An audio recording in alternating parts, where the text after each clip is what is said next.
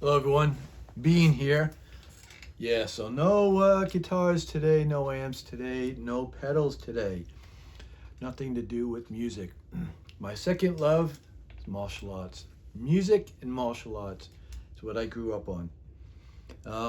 Music at the age of 7, martial arts at the age of 10. Yeah, so um, a little history of my life in the martial arts. It was a snowy day in 1960, and my dad had to shovel a driveway out to get to the hospital in Nassau County. Because that's the day. No, I'm not going to go back that far, of course.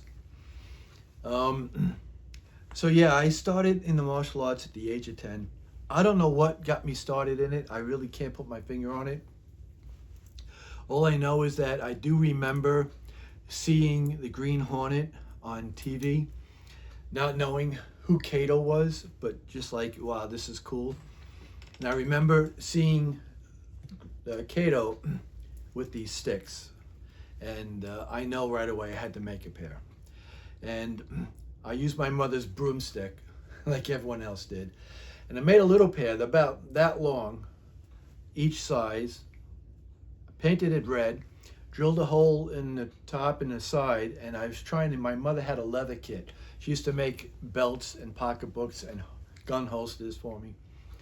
And I got a leather strap, and I tried to get it through the hole and up the top so I could tie it. Now I was trying to make these before I saw a Bruce Lee movie and having a hard time with it.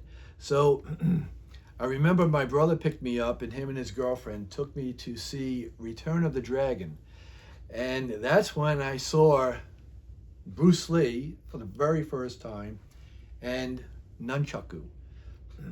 And then I saw, wow, this is, and while I'm in the movie, it was a drive-through in Suffolk County on Long Island. While watching the movie, I'm trying to get this leather strap, this leather cord through the hole and up the top. And I tried it, my brother tried it, his girlfriend tried it, couldn't get it, no success. Then when I saw the nunchaku scene, I was like, oh, I kind of saw that the baton was about the size of his forearm, measuring. I used to be able to see measures on inches and feet in my head before I got hit one too many times. And then that went away. And then I saw it was a chain. So I don't remember that the first time I saw it on the Green Hornet, because the Green Hornet ran for like one season and they didn't repeat it in New York. So I just was going by what I saw in my mind. And as soon as I saw that movie, I was hooked. I went home, and I didn't have another broomstick. My mother's broom disappeared, and she didn't know what happened to it. She had another one, but it was like a smaller one with a metal handle, white vinyl going around it, and I couldn't use that. So my dad had an axe handle, and I grabbed the axe and I cut the end of the axe off, and I kind of got a gist for it from the wrist to the forearm, about 12 inches. And I was just lucky that I sawed it at 12 inches. And I spray painted them both black. I didn't sand it or anything like that. And then I took an eye hook and I screwed it in by hand, unscrewed it, put Elmer's glue in there, screwed it back in so it wouldn't come out. And then once it was in and it was dry, I just, pried open the eye hook, took my dog's chain, about that long, and put that in there, closed it, and did the same on the other side. So I had a pair of black nunchaku that were oval shaped because they were axe handles. And they had some weight to them, which helped because as I was training with these heavier pair of nunchaku, I got proficient with it. And then I was making up routines and all, going around my neck, going from here over the shoulder, going from here over the arm, swinging it over this way, grabbing it this way, grabbing it forward, going between my legs with it, coming from the back up here. All these different ways. And as I'm doing it, I'm hitting, I'm striking. I'm making a move and I'm striking with them. I would hit a bag with them. And I didn't have a punching bag at the time, so I took my father's old military duffel bag that had the handle strap going up from the side to the top. I stuffed it with a bunch of, old clothes and hung that in my basement. And that's pretty much what I was using, a punch and kick. And that's how I made my first pair of nunchaku. And I was really like dedicated into the martial arts. I just loved the whole fighting thing. So guitar at 8, I started music at 7, had a drum set at 7 for Christmas, got a guitar for my 8th birthday. And then at 10 years of age, I don't know what happened, how I got hooked into the martial arts, but it was way before seeing a Bruce Lee movie. So, as much as I'd like to say Bruce Lee got me into it, I was already into it. I loved the whole theme of fighting. And guitar playing is something I have to work on constantly. Fighting just came natural to me. It was one of those things where it was whatever it was, I could do it. I could see it in my mind, and I can do it. And so I started with Aikido. I started with Judo, then Taekwondo, Karate, then Chinese Kung Fu, and then the last was Ryukyu Okinawa Karate. I trained with a friend of mine that came from Hong Kong, Paul Wong, that I met in Daytona Beach. Right out of high school, I went to Daytona Beach. I went from Long Island to Daytona Beach for 3 years. Had a plan, and that plan changed. After 3 years of having, living the beach life, still training, still practicing my nunchucks, and still fighting, shadow fighting and stuff like that. Running into people that were into martial arts, saying, "Oh yeah, come on down." Running into the guy that owned this martial arts store and dojo in the back at a mall at Daytona Beach. He was also in the Black Belt magazine. I'm getting excited. I do that when I talk about something that I'm, excited about. And that's where I got my first pair of nunchucks from him. I'll show you the pairs that I have and how I made them at the end, if you want to stay around for that. But the first pair I bought were 14-inch octagon with the nylon cord. And I went to swing them in the store, and the guy was like, no, this glass counters here. You want to go in the dojo, you could try them out back there. And I was like, okay. I went, and first time I saw a whole wall of mirrors. They had a fighting ring here. And I just started going to town with it, everything I was used to doing. And the owner, like I said, he was in a Black Belt magazine at the time, like the top 10, something like that. Saw me doing them and said, "I've never seen anyone use them like that. You're welcome back here anytime." And I went back and bought another pair off of him, a 14-inch octagon pair with a small swivel chain, the old-fashioned, not the ball bearing swivel chain. And, that was it. And then after that, everything in the 80s was coming out on TV. On Saturday, you could see all the made in China martial arts movies. But they weren't showing anything from Bruce Lee. And the only way you can get stuff at the time was through Asia World of Martial Arts in Pennsylvania, where they would ship you nunchaku size, the big butterfly knives, tonfas, excrema sticks. So I built a glass case. I built a wooden case with a plexiglass door, and I had everything in there. I had, 20 pairs of nunchaku in there. I had, 24 throwing stars and everything else that I just named. When I had to move from Long Island and we were leaving, getting the hell out of there and going to an apartment before we could find a house, I had to unload a lot of stuff, and that was one of the things I regret selling, was that giant case I had with all my martial arts weapons in there. I even had the little limited edition Bruce Lee medallion with the Jeet Kune Do yin yang with the arrows around it. Yeah, I actually had the copy of his necklace that they were selling from, Asia World of Martial Arts. I thought about that just recently when I was getting back into, the nunchaku again. I have a bunch over there that I've kept. I took 2 sets out of my original collection, and then I bought a couple more since then, just because I miss them. I can't do it that much because I had 5 surgeries on my shoulder, which forced me into early retirement at the age of 58. 65 now, I'm still looking for that pair of, nunchaku that Bruce Lee used in Return of the Dragon and or Enter the Dragon. And although I made some pairs, I'm going to tell you the person that actually broke the code and figured out exactly how they were made, and between him and his wife made the perfect pair. So let me start with my first pair that I made. These are my Bruce Lee style nunchaku, and it's a wooden dowel, and they are spray coated with rubber, I think it's Flex Trim spray. So several coats on here, I think four or 5 coats on here.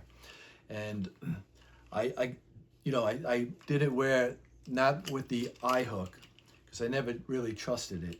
I saw in earlier videos and pictures, because I try to see people going to see Bruce Lee collectibles and how, the nunchucks were laid out and how they were made. And I could see that it was a chain in and a bolt through it. So I made it where the chain goes in, but I put a little eye hook in there. And I screwed in, I went through the chain with a screw. And that's how I did these at first. And these are my Bruce Lee style nunchaku that are made of wood and rubber coated. That was my first. Then I went a little bit more crazy with it. And these are my more copied of Bruce Lee's Return of the Dragon nunchaku, as close as I can get it.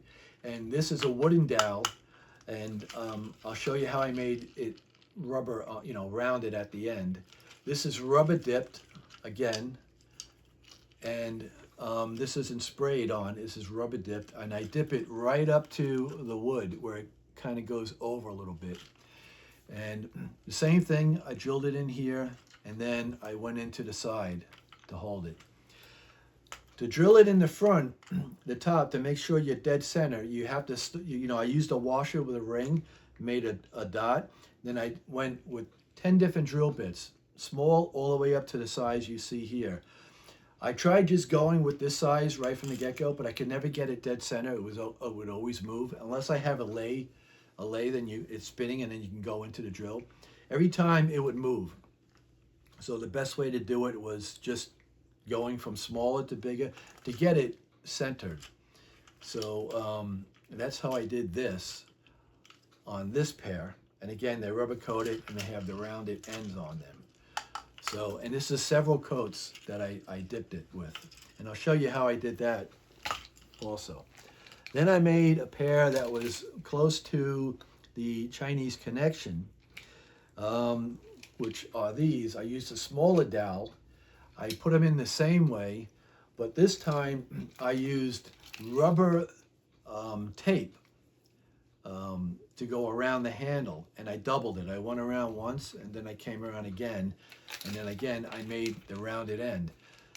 If I remember to show you how I get the ball ends on all of them, I just took a rubber ball and I cut it in half, and I hope I remember to show you, how I did that.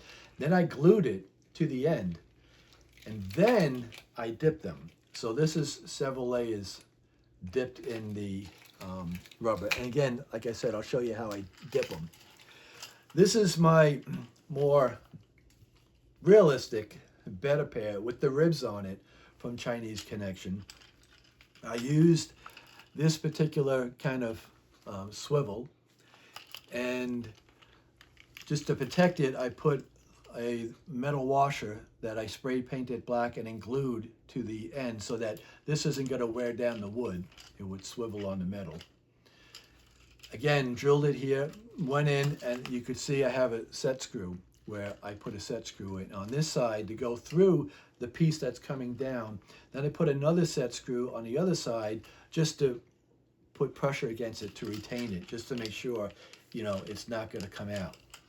And again, it's got the round end, and this is wrapped with electrical tape and then dipped several times in rubber.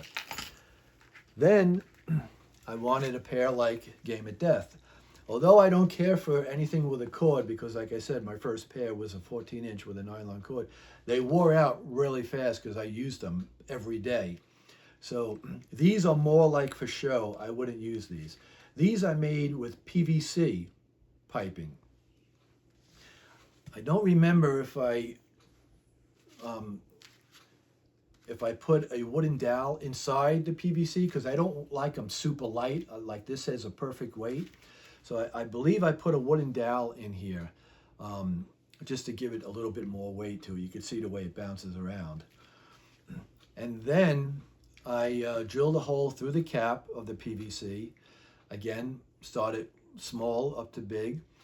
I took the rope and put it in put it in one end of the cap. I tied it in a knot, and then I put a zip tie in front of the knot. I put a zip tie around the knot, then I put a zip tie behind the knot, and then I put glue, super glue, around the knot so it wouldn't come apart. Because once it's on, you know, there's no way you got to change it. You got to be able to change it. Then I used the PVC glue. I glued it to the actual pipe, the PVC tubing that I used. Then to secure it, I put anchor screws on each side just to be safe. Then I took my foam, and I'll show you the kind of foam that I use, and I started wrapping them. And you can see I have it, I'm going to try to find a seam. Well, there's a seam here, and there's a seam here. You can see the seam. So I wrapped it twice with the foam, and again, it was a learning curve. I folded the foam around the side, around the bottom, so they don't really look exactly the same, but I noticed that the ones in Game of Death don't look exactly the same. Each baton, you know, is a little different in all of them, all of the movies. And I taped them up. Then I dipped this several times. So this is the foam with the rubber dipping. Then I spray painted them yellow, and then put the black. I tried putting black tape, spray painting them, and then peeling the tape, and that wasn't working too well. You could see here, it got a little sloppy. This was like a perfect baton. So I had to redo it, and then when I was done with it, I clear coated them, just because, you know, I just don't feel so. So these are foam, and you can see the way they dangle. They got just a little bit of weight because of the wooden dowels. Now, I like the weight on here. It's like a good weight for it. And the others, because they're wood, they have a good weight along with the rubber. It puts a couple more ounces on it. So these are more for show, but because I wanted a pair that I could actually use, I made a pair out of wood. Again, a wooden dowel. And you can see the end, how it's dipped. Dipped this several times in the rubber coating. Again, when I made it, you could see on this one here, that's where the set screw is in. I was debating on wrapping it with tape, but I didn't want the tape to make it, I wanted it more tapered. So I didn't put the tape on it. And I just put the set, you can see it's a Phillips. Put the set screw in there just to secure it. Dipped it several times. And then with the rubber dip, then after I was done, spray painted them yellow, and did the same thing with the black, with the tape. And I used black electrical tape from the black, sprayed it, peeled the tape, and then after I was done, I clear coated. So this is the actual rubber base on it. And then I clear coat. No, I didn't clear coat these. This is the only pair I didn't clear coat. So you could see how the yellow is more shiny than the black. The black is more flat. So yeah, these are, so I could have an actual, you can see by the way they dangle, it's got some weight to it. So that's how these are the ones that I made. Now, I was still on a hunt for the perfect Return of the Dragon and or Enter the Dragon nunchaku, not knowing the difference between the two, thinking they were the same. So I'm trying to find videos on YouTube, and there's so many people showing you how to make different nunchaku. And I come across one guy, and I made it a point to remember his name, and now Charles. Sorry, Charles, if you're watching this. I cannot remember your last name. I believe he's a dude from New York. I think we're all the same age here. I'm 65. So he had a video of this guy, James O'Connor, that makes the actual replica from Return of the Dragon and Enter the Dragon. So, because Return of the Dragon was the first movie I saw with Bruce Lee in it my entire life, with my brother, that's the pair I had to have. I wanted, the Enter the Dragon pair. Seeing how they are, now, I really prefer the Return. So, of course, I had to email them, and I got them. So, James O'Connor, and his wife Deborah, they make these beautiful replicas of the Return of the Dragon, and he also makes them for Enter the Dragon and Game of Death. So these are PVC wrapped with foam, and then this is real leather. He found out, he broke the code. I can't believe it. Out of all the times and all this times I tried to study how they were made, he actually found out that they are leather wrapped, and he actually found the way the chain links are attached on this pair and on the Enter the Dragon. Now the Enter the Dragon has a little, like a flag clip or a purse clip between here and the chain. Probably, what he said is they're props, and he probably either it broke or he wanted a longer chain, and that was on the set, and that was a quick fix. But these are the actual, replicas from Return of the Dragon, and they're soft, they're foam padded, they're light, and this is real leather. He makes these with the exact chain length, and his wife sews the leather. He puts it on, and then his wife Deborah sews the ends to make it look perfect. And he uses several layers from big to small to get the curve on the bottom there. And you can see these are a little bit lighter with the way they bounce around. But these are perfect. They're exactly like the ones. And like if you get hit with this, say it's bouncing off my arm, these are exactly what he would use in the movie, and hit someone and not worry about it. And you can see the seam where the leather goes right down. So then he coats it with the shoe polish, black shoe polish, I think it is. I don't know, you can check out the video. I'll probably put a link to the video of Charles at James's house showing how he makes them. It's a crude video, but you get the gist of it. And if you want, again, I'll put his email link in the description, where him and his wife Deborah make these beautiful pair. And the way that he did it and he figured it out is truly amazing. So yeah, I'm glad to have these. And he sells them for $125 a pair. If you buy more than 2 pairs, it's $110 a pair. Shipping is normally $10. Once he shipped them to me, and he sent me a copy of the receipt with the tracking number, I saw it cost him $15.61. So you pay through a PayPal account. I added another $5.61 to his PayPal account because I didn't want him, to lose any money on what he quoted me. He's a stand-up guy. I spoke with him on the phone, and I think he was as excited to speak about Bruce Lee as I was. I know I get excited and I start talking over people, and I start, going like 100 miles an hour. But yeah, I'll put his link as well in the description if you want to get a pair from him. Again, he's got Enter the Dragon, Return of the Dragon, and game of death.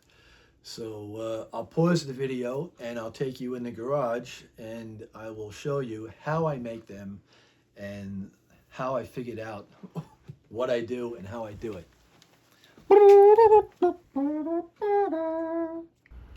Okay, to start out, this is my original Bruce Lee poster. And I just put glass over it a long time ago, back in the 80s, I think it was, yeah, to protect it. I had two of these. The first one I had a cat that I used to train to do tricks like a dog that shredded it. So at a martial arts store and dojo, there was a woman there that had this on display up on the wall. I asked her for it. She climbed up there and gave it to me. And this one replaced the original one that I had that was in here. And this is what I used to stare at all the time. And that was the nunchaku that I used to just like, oh, I gotta have a pair that look just like that. And of course, Asian World of Martial Arts used to make solid rubber ones that I had, but the eye hook came out. It was like an anchor, and so I replaced that with big eye hooks and the chain and glued it back in. But I gave that pair to a good friend of mine I used to train with in the martial arts, and hanging on his wall in New York, back on Long Island. So yeah, I used to, out of all the arts that I studied, again, before learning that Bruce Lee used to do it, I used to just take what was good for me, what worked for me, put it in my toolbox, and I stuck with it, with my punches, my kicks, and you know, that was what was good for me. I used to train people privately, mostly guys that were already black belts. I also did tournament fighting, all the way down from 10 or 20 it was, all the way down to the last three. And the final three was me against the Sifu from my school, his neighbor, and then the other one was the head sensei from my school. They were partners, his best friend, and they tied me with two. When I ripped through the two of them like shit through a goose, and then they said it was a tie at the end. Everyone in the locker room was saying that was bullshit. I concurred, and I got pissed, and I never went back again. So this is the fishing line that I use. What I do is I measure it 24 inches, and then I take a thumbtack and I tie a knot on a thumbtack, and then I glue it and stick it in the bottom of the nunchaku. So when you swing it, you have that, the fishing line makes that noise, that swishing noise. I figured that out years ago. You know, I did that on my own. These are my clips for my Enter the Dragon pair. So the only thing I don't have is the twisted metal double eye hook. I can't find that. James said on clipsomething.org or whatever it was on the Charles video. I tried finding it on there. I couldn't find a direct link to get that, but I did get these today from Ace Hardware. They gave them to me. They took them off a flagpole. These are super heavy duty. I mean, you could barely open these up.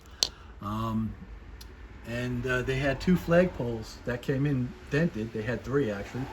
So they let me take these off and have them, because I couldn't find these anywhere either. And when I was showing them pictures that James had on his video that I took off my TV set, no one had them, and I couldn't find those. I tried, besides Ace, I tried Home Depot, and then I tried Michael's. Nothing. Michael's had a pair, you know, had them smaller, half the size of that, but they didn't seem to be as strong as that. That doesn't look like it's gonna break. This is the pair that I'm using for my Enter the Dragon. So what I did was, again, I started with one drill bit, started in the middle, and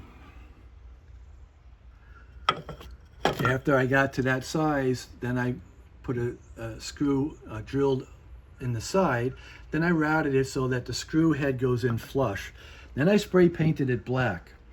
Then when I get all my hardware, I'm going to put it in here, anchor it, and then I'm going to dip it in the rubber. So this is how I get the round ends. So I take a regular bouncing ball, and I use this tool, and I cut it exactly right down the middle. These are all my tools, because I was a MGT, Master Glass Technician. I started the mobile unit for Safe Flight Auto Glass, believe it or not. I put it in every state in the lower 48, my pride and joy. So yeah, this is what I use. I cut this in half, and I glue that on the bottom of the stick. This is the washer that I use to actual measure, because it's the same size as the dowel. This is the smaller washer that I use with the pair with the swivel, so that it's not, you know, wearing down the wood. Let me see.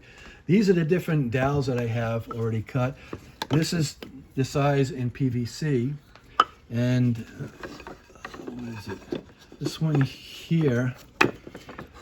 This is, I have it with the hose, so you could see I could put the PVC inside of it. I could also get the thinner. I had it, the thinner wooden dowel to put through here, because this is pretty light and it's kind of flexible.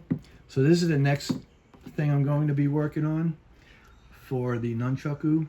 And like I said, I'm either going to put the PVC in here or the smaller wooden dowel. I have it around here somewhere to make that pair, just to experiment with, you know, so it's got that flexibility to it as well. But still, this hose has some weight to it. It's a lot heavier than the PVCs, you know. So that's how I'm going to do that. Moving on over here. Again, I don't have a workshop. I wish I did. This is the foam that I use to wrap the NUNCHUCKU. We had a box of these we used for moving. This is what you put dishes in when you're going to ship. And I saw that James was using the same thing or something similar to it. But this is, you can see the way I cut it, you know, that's left over. So, yeah, this is what I use to wrap the stick. This is how I experiment, by dipping it and then spray painting it and seeing if spray paint is going to affect after I dip it. It gives it a little bit more of a shine. You know, those, again, that's the dowel that I use. When you get this brand new, it comes up about maybe 5-6 feet. I get that from Home Depot. Again, it's like 12 bucks. Then over here is where I hang my NUNCHUCKU. And this is what I use to get it, the rubber coating. To dip it. So these are like 10 bucks from Home Depot. I took a PVC, and again I used the PVC glue and glued the cap on the end so it doesn't leak. I have a removable cap on the top, and I put it in here. Now the trickiest part is measuring how much of this you're going to use to put in there, so that when you dip the stick, it dips all the way to the top. I like it where it actually starts to go over the top of the stick a little bit. Well, the baton, I should say. So yeah, that's how I do it. And again, if I dip it in, sometimes I'll get like this high and it'll start overflowing. I pull it out, I let it dry, I dip it in again, and I get it, you know, more and more, which is good because it gives it that taper look sometimes. But for the most part, it's getting it right to the top. Sometimes while I'm over there with the PVC, I'll pour some more in, because if this is getting into the top of the PVC, and I have to pour some more in there just to fill it, and then I use that tool that you use to pull the paint cap off to push it down so it kind of goes around the top. These are the paints that I use. This is the clear coat I used on on one pair. And this is the Flex Trim spray paint that I use, or spray rubber, I should say. So this is what I used on my very first pair.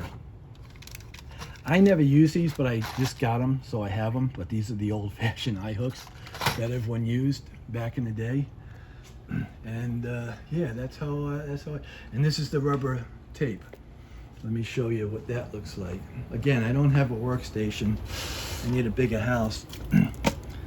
so I could have a bigger garage and it works. But this is the rubber tape that you can get. So this is what I used on the pair where it looks like a handle on the end. I wrapped it twice. This is what I'm going to use on future stuff. So I just wanted to have it, and that's it. That's about it. That's how I do it. Oh, here's the halves. So here's the rubber half that I glue on the bottom of the baton. That's my little workstation right there. Yeah, I don't want to pull the cars out. You know, I didn't do it in advance. I would have to pull them both out in order to do like a demonstration with the nunchaku, because I don't want to swing them in the garage and, you know, something goes wrong and then I dent the car. So yeah, maybe I'll do a part 2. I don't know. We'll find out. But in any case, yeah, the man that really turned on the world is right there. So that's all I got to say. Thanks for watching. Have a good day and a better tomorrow.